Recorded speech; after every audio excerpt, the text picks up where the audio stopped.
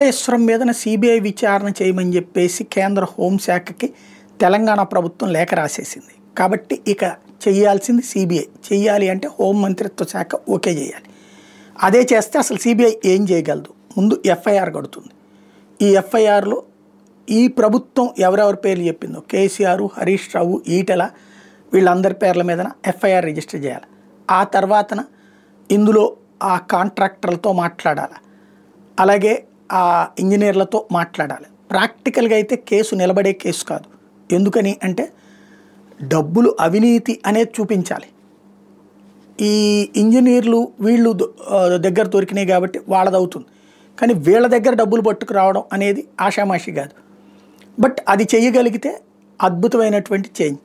అది చేయలేకపోతే కేవలం ఒక టెక్నికల్ ఆస్పెక్ట్స్ మీద కేసు పెట్టి వదిలేయాలి.